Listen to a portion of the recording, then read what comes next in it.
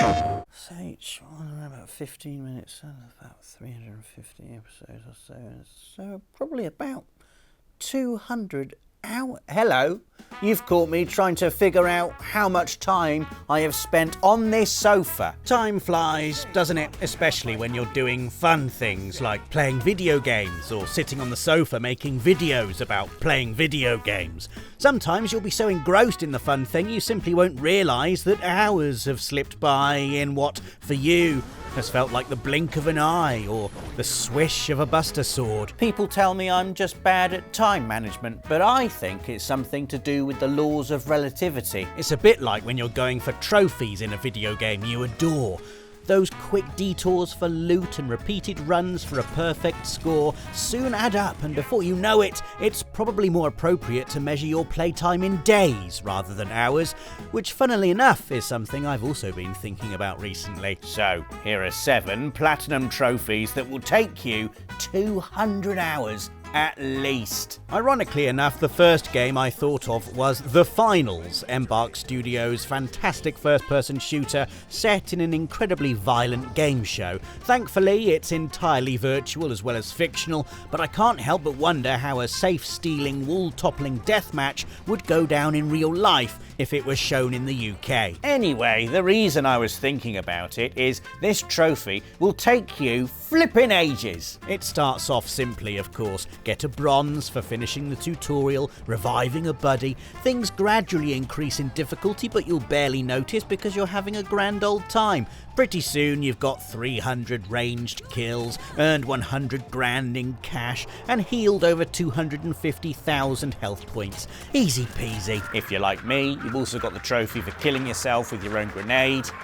Yeah, trophy high. But after climbing the ranks and making good progress on the slightly more daunting tasks, reaching 150 total wins with each build, for example, you'll run into the sort of trophy struggle that a marathon runner would describe as the wall. These are the luck-based trophies, like getting a kill by bouncing a grenade off a jump pad. Even harder are the ones that require your opponents to act even more perfectly than you, such as Multitasker. Eliminate 3 different enemies with 3 different items or carryables within 10 seconds. So not only do you need to find 3 enemies close enough to make this, but they also have to not kill you while you're trying to throw a knife at one, and then the flower pot by your feet at another. That flower pot thing is a trophy too, by the way. Ah, Balatro, a game that has sucked the time away from many a soul since its release last year, and also the second entry on this list of platinum trophies that will take you at least 200 hours to earn. It's difficult to articulate how much of an achievement getting this platinum is, considering that just explaining the game to new players is hard enough. Have you played poker before? Yeah. Well, it's like that, and also nothing like that. What really catches aspiring trophy hunters out is the mountainous scale of the task, and the fact so many steps towards the platinum popping summit depend entirely on the random number gods. You can be an expert player that understands how all the jokers interact, when to gamble on the shop, and when to double down on your tarot cards, but you'll still have to put in a sizable chunk of time, unlocking all 150 jokers, then winning a run with them all. On gold stake difficulty no less, which is reserved for the tippy-toppiest tier of card counters. Let's be conservative and assume a successful run takes 45 minutes on average. If you were truly blessed, you could complete this in 120 runs, which works out at roughly 90 hours. That's the minimum. What's more likely to happen is you'll spend that long learning the game, meaning another 200 hours at least on top of that.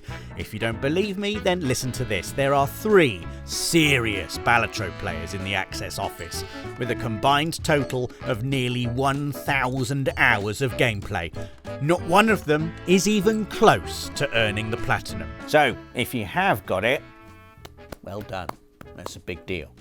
Platinum that will take you at least 200 hours. Number 3 is Deep Rock Galactic, the brilliant co-op FPS that lets you roleplay as a dwarf miner with guns, which is probably the coolest thing anyone can be ever. It's also got some of the toughest trophy requirements out there, thanks to some collectibles that need you to grind as far down as the Earth's core. Which I suppose is thematically appropriate. Seriously, one bronze trophy requires you to collect 5 alien artifacts, which doesn't sound like a lot, but when they only have a 4% chance of dropping per mission, it's not exactly a walk in the underground park to find one, let alone 5. And yes, in theory that means you'll find one every 26 missions or so, but that's not how numbers actually work, is it? It's like in XCOM when it says you've got a 99% chance to hit, or in Adobe Premiere when it says your video is 99% exported. You're just a liar, aren't you, Premiere? Thankfully, even though there's some tough bedrock between you and the Platinum, you'll have an absolute whale of a time getting there. Yes, the tight gunplay and general loop is a blast, but even the sting of a sloggy session can be washed away with a tankard of oily oaf brew in the abyss. Just make sure you don't have a sore head the next time you play. Entry number 4 is Call of Duty Black Ops 4. This is unlike other Call of Duty Platinums because Black Ops 4 doesn't have a campaign. There's no need to complete missions on incredibly high difficulties with names like Nightmare or Crushing or You Will Not Survive. Good. That's a good thing. I never play on those difficulties anyway. The trade-off, though, is that you will have to do lots and lots and lots of trophies in Zombies mode instead. Which is enjoyable, don't get me wrong. There's a reason what was once a throwaway post-credits minigame became one of the most beloved modes in the franchise, but the sophistication of some of the trophies means you're pretty much forced to find some competent friends to play with you, partially because certain objectives require multiple people, Which, to be fair, can be done with in-game bots. It would just take longer. but mostly because you can't tell the bots what not to do. I mean, you can't tell people what to do and guarantee they'll do it, but chances are, if you find 3 other people that want the Platinum, you'll be okay.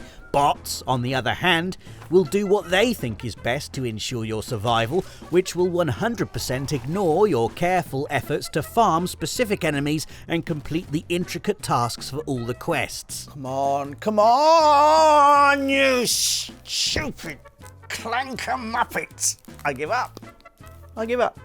Calming things down is Stardew Valley, the 5th Platinum that will take you 200 hours at least, despite what the guides say. And the reason for that is simple. You'll get so caught up in having a nice time that you'll forget you wanted the trophy in the first place. That's because this light-hearted, cutesy, cosy farming sim is a lot more problematic than it seems on the surface. Starfighter Connor was lost in a Stardew haze, putting in 60 hours in a single month without making any real progress. You see, trophies just don't matter when you're out there on the range, tilling the soil and watering your summer squash, nor do they matter when you're mining for iridium or when you're making void mayonnaise.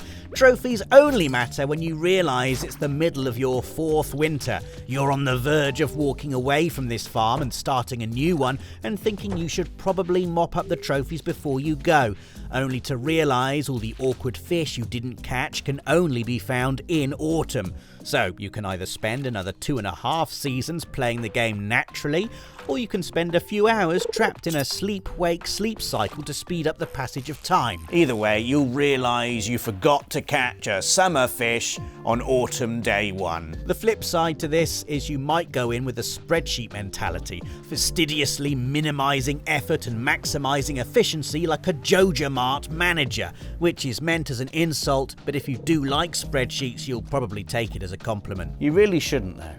The penultimate pick on this list is Red Dead Redemption 2, a game that will easily take you over 200 hours to get the Platinum due to the simple fact it's absolutely massive. Now, we've talked about this particular trophy before, but a certain staff member will never pass up an opportunity to brag about bagging a Platinum that only 0.1% of players have earned. And to punish them, I'm not even going to say their name. It was me! Next The bit. task list for getting this coveted statue on John Marston's mantle involves putting some serious time in on the saddle, which is mainly going to be spent going for the zoologist trophy, or more specifically, wandering the map while devastating the local wildlife population so you can say you both found and killed everything in the whole game, all 178 species. It is effort, just not conservation effort. Then you've got the actual collectibles, like the 144 cigarette cards or 30 dinosaur bones.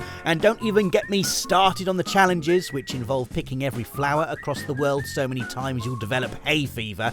But the most time-consuming by far is completing the challenges, the toughest of which is Gambler's Challenge number 8, which asks you to win blackjack with a 5-card hand 3 times, the odds of which are mind-bogglingly small. At least you can shoot the dealer when you need a break from the monotony.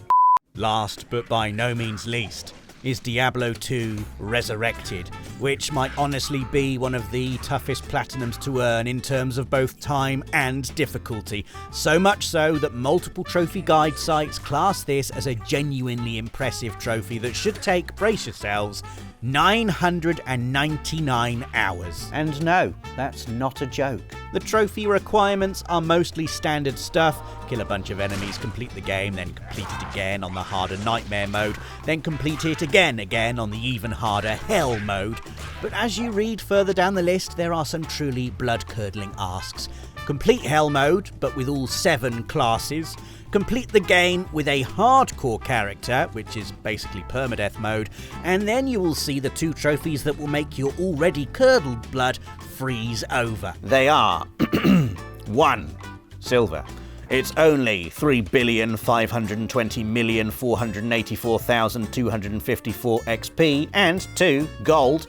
I'm gonna do what's called a pro gamer move. The former is to reach level 99. To put that into perspective, the amount of XP required to go from level 98 to 99 is the same as starting a new game and getting to level 98. It's basically asking you to do everything all over again, only worse, because a death at this level causes you to lose so much XP that you genuinely might add an extra 2 weeks to your grind. It is disgusting, quite frankly. And then you have the latter. I'm going to do what's called a pro gamer move, which is to do all of that with your hardcore character as well. So, because permadeath, remember, any single mistake you make won't just set you back 1 experience level, it will send you all the way to the start of the game. Honestly, by comparison, being damned to suffer the sulfuric depths for all eternity doesn't actually sound too bad. And that was 7 platinum trophies that will take you 200 hours at least. If you enjoyed this video, please do give it a like and tell us in the comments if there are any trophies we've missed.